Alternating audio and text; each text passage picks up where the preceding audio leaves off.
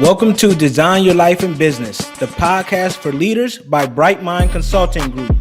We give you the necessary tools to help you become the architect of not just your business, but your life too.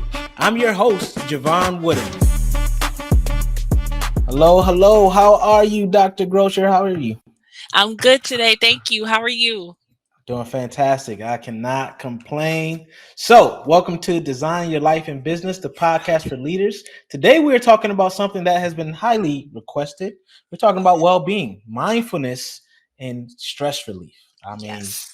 y'all gonna want to tune in for this because we got an expert, bona fide. All right, so all right, so we're gonna hop right into it, Doc.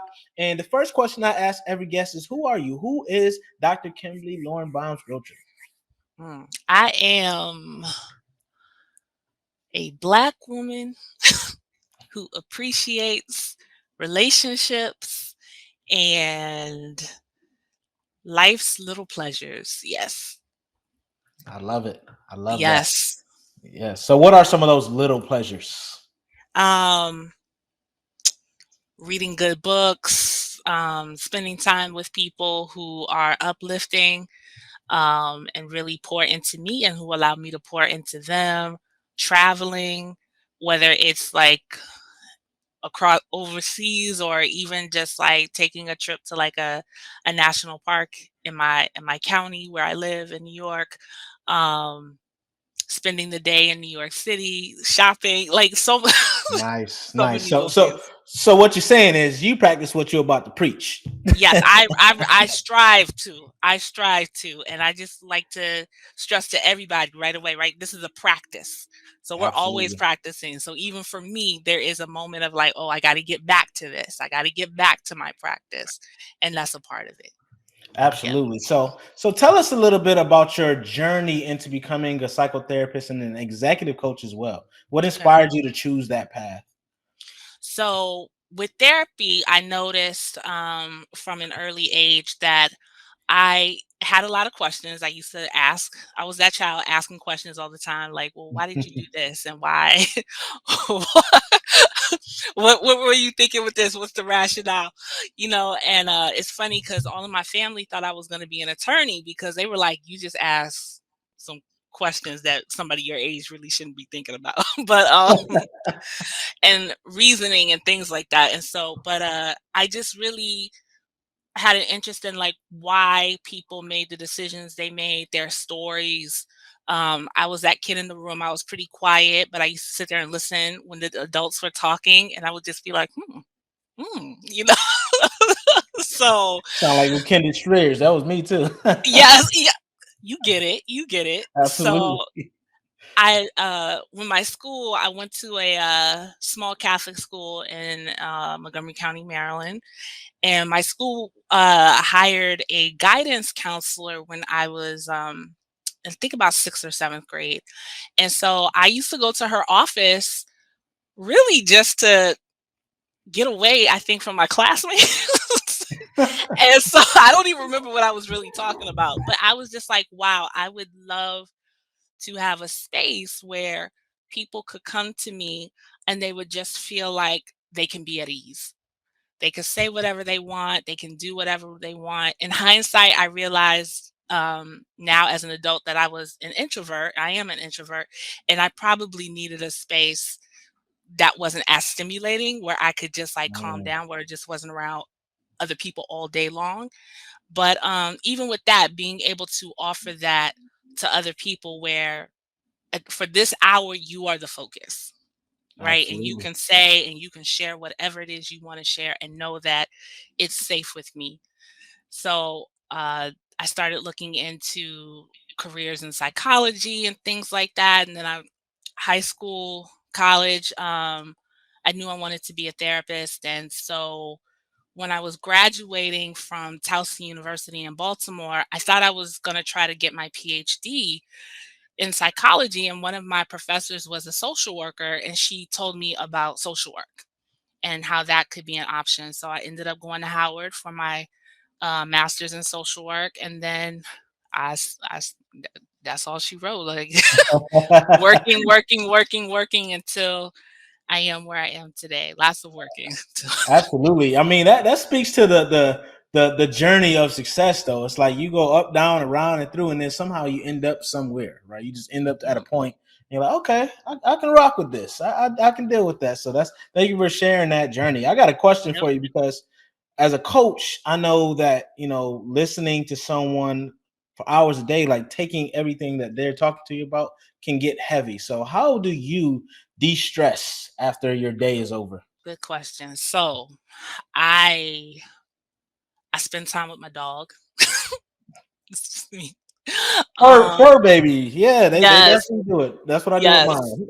yes. Definitely spend time with my dog. I need time to decompress, so I set boundaries around my time in the evenings, unless it's something that I've prepared for in advance. My friends and Mhm, family know that, like, I'm not really available to talk on the phone or get into things. I read, I do yoga, I walk, I maybe if I am meeting up with somebody, it's usually in person and it's somebody again, very conscious about having people in my life who are uplifting mhm. and who, again, being with them is like a treat. It's refreshing. So I might go out and spend time with those kind of people, but whatever I'm doing, I'm very conscious of how is this filling me back up. Absolutely, yeah. That's the key. Asking that question, checking in to make sure it's something that you want to do that's fulfilling to you, not just doing it for the sake of someone else asking you. So that's good. Yep. So we are going to get into the topic, the meat and potatoes of why we have you on the show. It's Yes. mindfulness-based stress reduction and how it can benefit high achievers. First, can you explain what that is? Absolutely. So, mindfulness based stress reduction is an 8-week program that was developed by Dr. John Kabat-Zinn back in the 70s at the University of Massachusetts Medical Center. Um, and basically, he was working with people who had like chronic pain, chronic illnesses, and really developed this program to figure out how to teach people how to use mindfulness in their daily lives, how to develop a practice and how to use it in their daily lives. So, again, it's an 8-week program, it's a structured curriculum and protocol. Participants sign up, they have to attend an orientation to make sure that this is what they want to do. And then the commitment is depending upon where you're doing the program, could be anywhere from 2 to 2.5 hours a week. You meet in a group. The facilitator, like myself, would be introducing you to different topics and leading you through different practices and mindfulness, and also helping talk about how to apply it to your daily life. There is it's strongly, strongly encouraged that participants practice daily between the group meetings. So the ask is 45 minutes a day, meditating for 45 minutes a day Oh in wow. specific practices. And I want to be clear, like not everybody is able to do that or meet that, but it's a goal. And you see part of mindfulness is discovering what the journey is, right? So you Right. may not always get there, but can you recognize what's getting in your way, what the mindset is around it, so forth.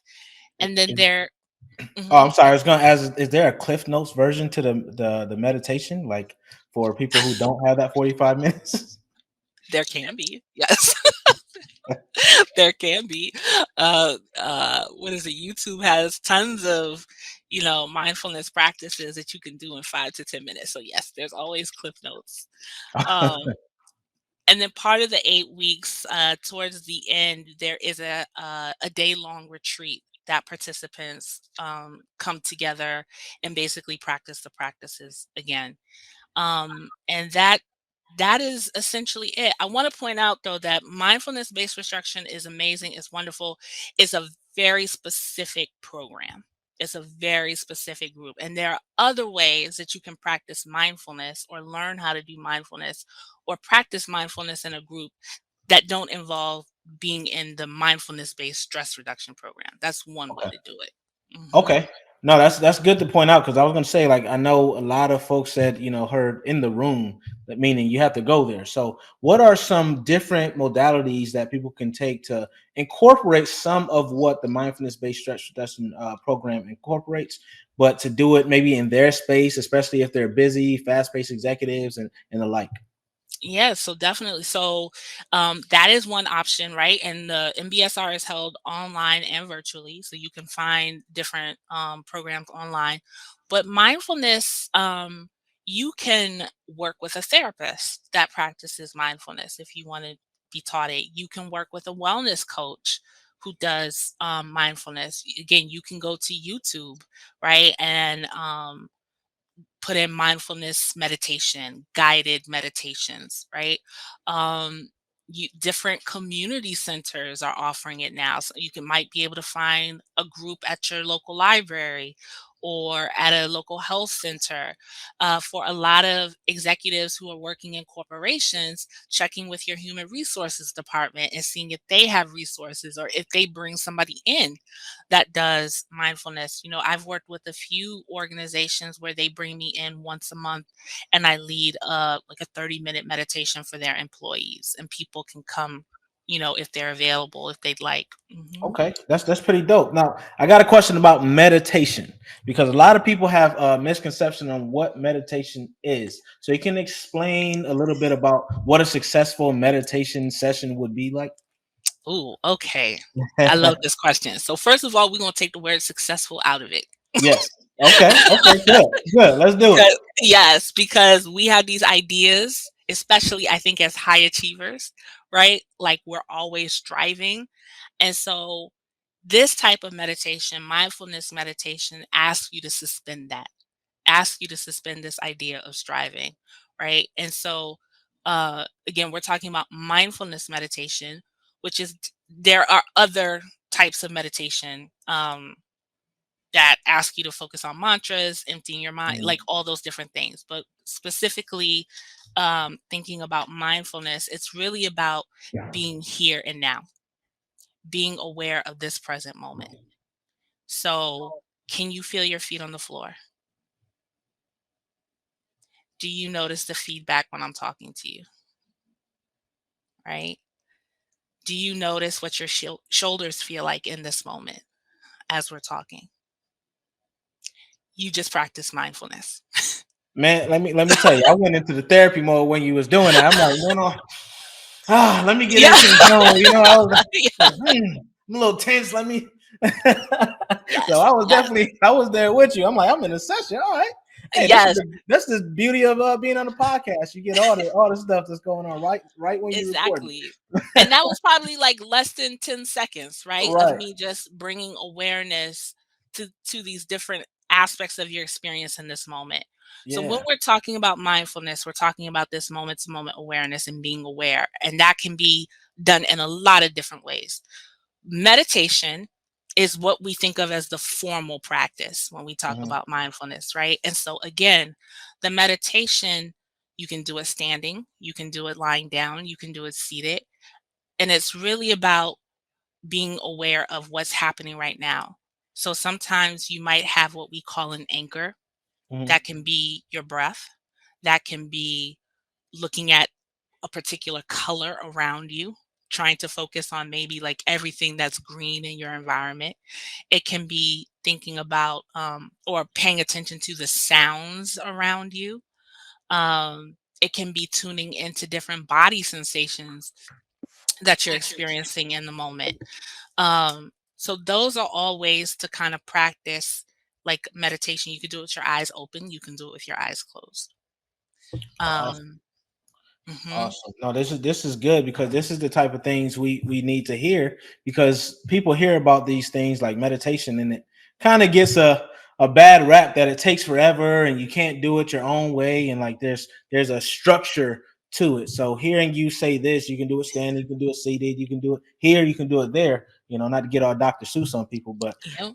that really does make it sense and it breaks it down to let people know like it's your own practice. It is what you want it to be, right? So that's dope.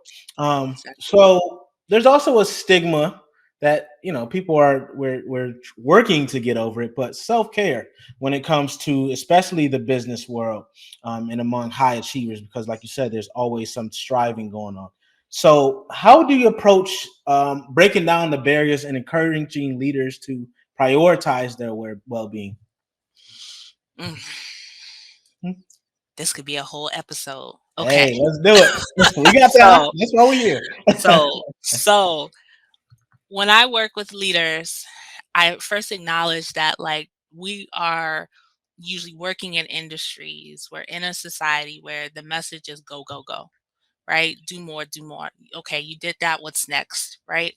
Mhm, And it's easy to fall into that frame of mind and to think about taking a pause, to think about caring for yourself, to think about resting feels like laziness, and it feels like you're on this track and everybody else is going to run past you, right? Because it's like, mhm, well, you're not doing enough. What do you mean you're taking off? What do you mean you're doing this?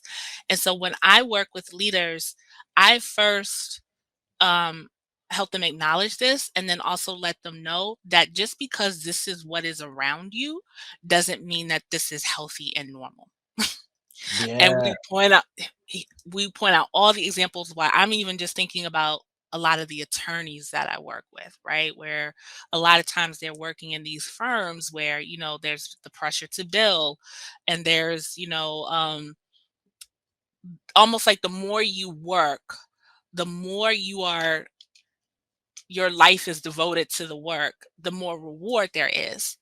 And when you're taking time off, and when you're taking time for family, when you're taking time for yourself, when you're wanting to sleep, the message is, well, why aren't you available? Why aren't you here? Right. And so it's very easy. I think there's a lot of guilt that comes with that. In similar industries, whether you're in medicine, whether you know, you're the CEO of your own business, right? Like, it Right. doesn't matter. That's the message. And so first is getting comfortable with being uncomfortable with doing something different. Now that Because that makes perfect sense because I've been watching Suits. I don't know if you watch it, but it's on Netflix. And one of the things that the main character Harvey said was, "Everyone knows I don't take vacations, right?" He's a lawyer, and they clearly show that they get there early and leave very late, right? And he finally hit a moment where he started having panic attacks, because he wasn't taking care of himself. So I mean, I see that, right? We see it all the time, and people just like, "Oh, it ain't gonna happen to me. I'm good." Right. So how do you get over that mindset of someone saying, "Man, I'm okay"? They're rebuffing every idea you throw at them. What are some techniques you have? Because some of us, we may have somebody in our lives that we're like, "Man, I can see it, but you're not listening to me." yes, so I love that question because the first thing I would ask somebody that said that to me, that's working with me as their therapist or their coach, I would be like, well, if it's not a problem for you, then why are you here? Mm. Good question. Something's going on Good that question. you're sitting with me, right? Yeah, yeah, good question.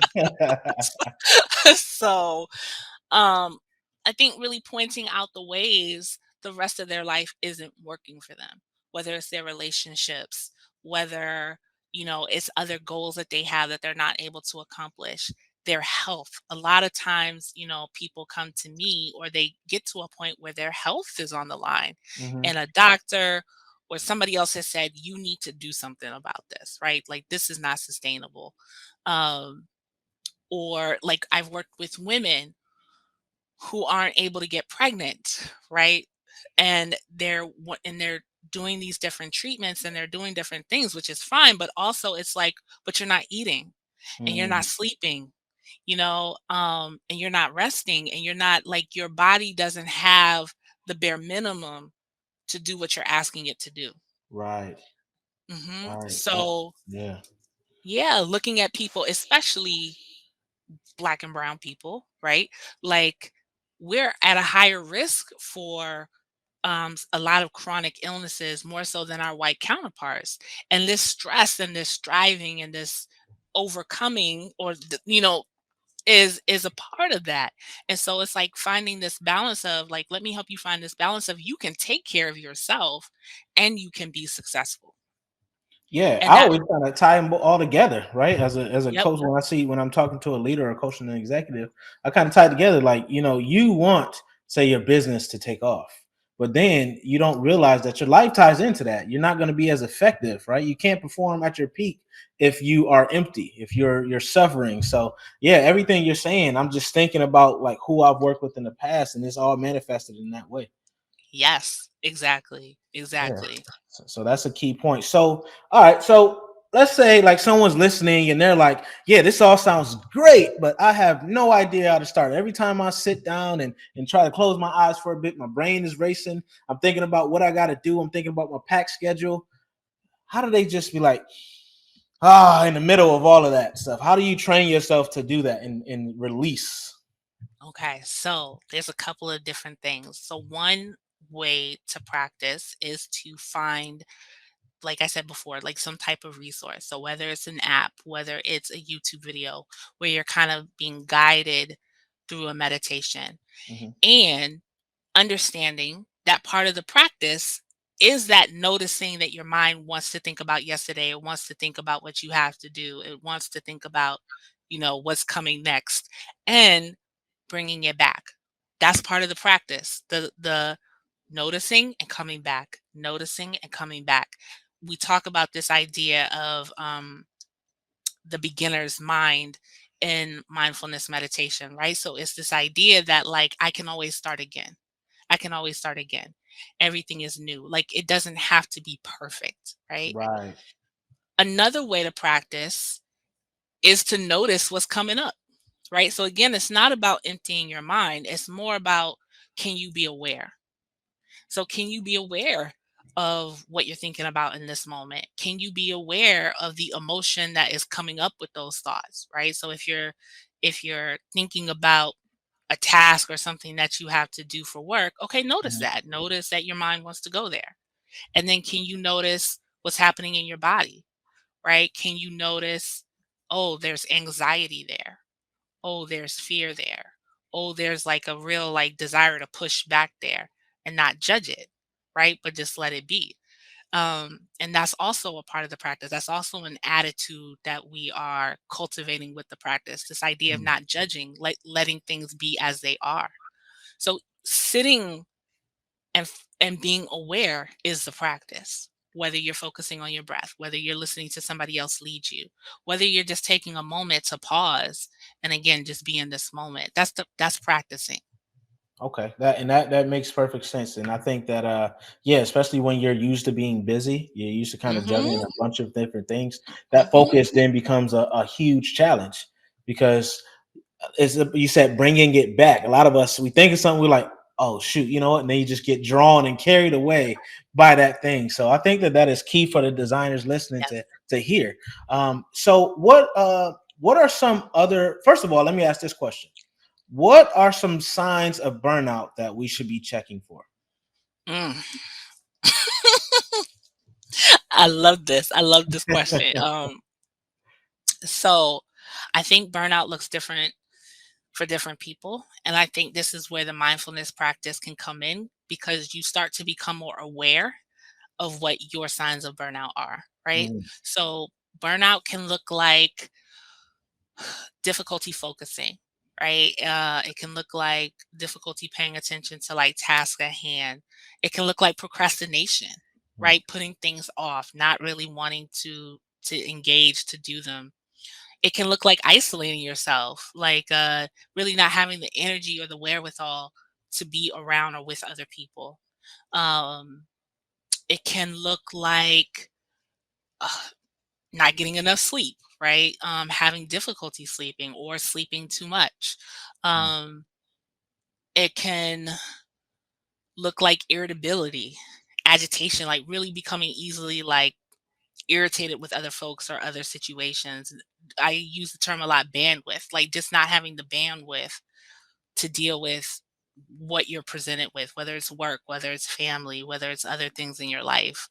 Um, being tired. Again, maybe you're not sleeping well, but there's this sense of fatigue. And sometimes it's a sense of fatigue that isn't cured with a good night's rest, I got you. right? Right. Mhm. Yeah. Yeah. I've been there. I get it. So, and Yep. it's not fun. So, say someone has recognized just listening to you and your signs. Say someone has recognized that. How can they, outside of the mindfulness practice, what are some ways to come back up from that or prevent that? Okay, so let's talk about how to deal with it and then how to prevent it, right? So if you're noticing that and you're experiencing that, I would ask yourself like what needs to change in your life, right? What what are you burned out from? Right? And it can be work, but also like a lot of people who are higher achievers these days, they're also caretakers, right? Whether it's taking care of kids or it's taking care of like a loved one who isn't able to care for themselves. Um, so a lot of different circumstances. So first of all, recognizing what's contributing to the burnout, right? And is there anything that can be done to take some of that off your plate for a bit to get some type of respite, whether it's taking a vacation from work, maybe it's delegating tasks to somebody else, right? Maybe if you're a caretaker, maybe it's getting some additional help. Um, I always encourage working with a therapist or a coach, right, to really help them have them help you with developing strategies that are going to work for you, right? Because sometimes again, it's beyond having a good night's rest one night. Right. Maybe it's gone beyond the point of being able to just give a couple of tasks to somebody else, right? And a lot of times, I think with the high achievers I work with, that is hard and anxiety provoking in itself, right? Thinking of It somebody is. else doing It is. what you what Absolutely. you Like, man, what if you mess it up, I got to do even more work, or you ruin is my reputation, or yeah, exactly. You're like, I just do it myself, yeah, like there's that. In terms of prevention, taking time off. And again, taking time off doesn't necessarily have to be a big fabulous vacation somewhere, right? But blocking out a day on your schedule where you're like, I'm just gonna take care of me. And that might be going to do something like a massage or, something like that. Or it might be sitting in your house and watching your favorite show, right? It might be turning your phone on airplane mode and just saying, okay, I'm yeah, just going to take this day for me. Maybe I read a book. Maybe I go sit in the park. Maybe whatever, but being very intentional about having this time that's just for you and doing that right. regularly. Yeah, and I think that hearing the different ways, like, and that's what I was hoping you got at, is the fact that self care can be free. Like, it doesn't have to be extravagant trips or any of that. Mm, It can literally be taking a walk, disconnecting from tech. Taking a couple of deep breaths. Like, one of my favorite techniques is square breathing, right? Where I do the 4 seconds out and exhale yep. everything, 4 second hold, and all that other stuff. That's one of my favorite ways to just de-stress in the moment. But then just chilling with my dog like you, or going for a walk, spending some time in nature. So those things are really important for people to hear. It's like, doesn't have to take super long, but if you continue to do it and just make it a part of your day. I always tell people to, like, make a very important meeting with a very important person. So taking 30 seconds to you to just chill and do it your own way. All right. So thank you for sharing that. Any last moments? We move into our the time where I'm asking every guest the same questions. It's by design segment. You got any last words you want to share with the audience before we get I here? don't think so. Mm-mm. All right, all right. Now you're dropping jewels already. So, all right. So we're gonna make this the mental health and wellness segment. All right. Mhm. So we're gonna change one of the questions. You'll see. Okay. So, what has been the hardest part about designing a life and business you don't need a vacation from? Mm. Feeling like I have to be available to clients whenever time works for them. Mm, Mhm. yeah, I can imagine that is in your role for sure. Yeah. A lot of the work I Yeah, do is one to one.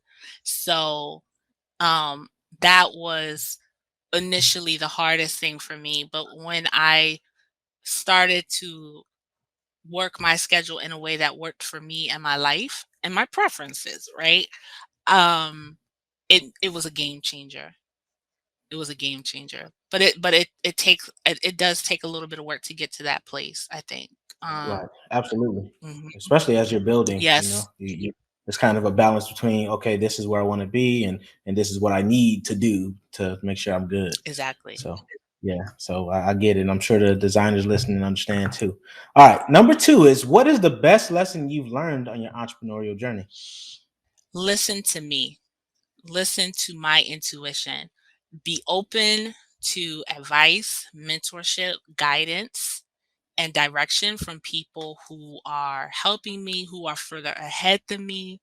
You know, be gracious and grateful, but ultimately filter all of that through my intuition, because I don't know everything and I'm open to learning, but I do have a sense of what is right for me and what is right for my business. And so to not discount that, especially if it goes against what somebody else is telling me.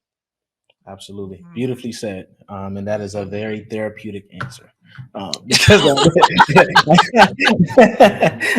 right. It's true. It's Yeah, true. I love it. I love it. All right. This is the question I'm going to change a little bit for this episode of our show is, what are 3 tools or tips you would recommend for wellness when scaling your business? Mm. Scheduling in time for yourself. Number one, non-negotiable. The Yes. way you're scheduling meetings, the way you're scheduling tasks, the way you're scheduling that time for yourself. Two, which is maybe a 1A, right? But still, there's time for yourself, but then there's also time, creative time for you, Mm, right? Which I think a lot of us who are designers, who are creatives, and I think that if you are an entrepreneur, you are naturally creative, right? You may not be necessarily an artist or something like that, but building a business is creative work. And so you need that creative time to think, to explore, right? To just have the mental space to just be able to think about, to give yourself time to be inspired. Give right. yourself time and space to be inspired, which is different than, again, time for yourself, time for your hobbies, time for your activities, right? So giving yourself some creative space and time and understanding that that is important and necessary, right? And number three would be having a community. I Having a love that. community. I love Hmm. that. Yeah, because it goes well because you said spend time with you, but also make sure you have a community to pour into you. So it's like, Exactly. yeah.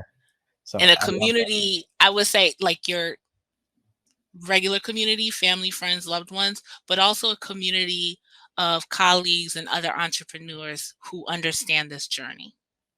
Yeah, yeah. 'Cause it's a different beast for It's sure. a, it's Absolutely. yeah. That is so true. Well, Dr. Grosser, we definitely appreciate everything that you've given us. You've dropped some great tips on how to take care of ourselves, especially as we design a life and business we don't need a vacation from. So, how can everyone connect with you? So you can reach out to me at my website, which is kimberlybondsgrocer.com. So Kimberly Bonds, like savings bonds, Grocer, GROCHER.com. That would be the best way. Mhm. Yeah. Okay. Well, thank you so much, and we appreciate all the work you're doing in the community, just helping us be better and feel better. And then we look forward to keeping you a sin. So until next time, see you soon. Thanks. Bye. Design Your Life in Business, the podcast for leaders, is brought to you by Bright Mind Consulting Group. To find out more about Bright Mind Consulting Group and how you can become the best leader possible, visit brightmindconsultinggroup.com. Make sure you search for Design Your Life in Business on Apple Podcasts, Spotify, Google Podcasts, or anywhere else podcasts are found. Click subscribe so you don't miss any future episodes. On behalf of the team here at Bright Mind Consulting Group, we cannot thank you enough for listening.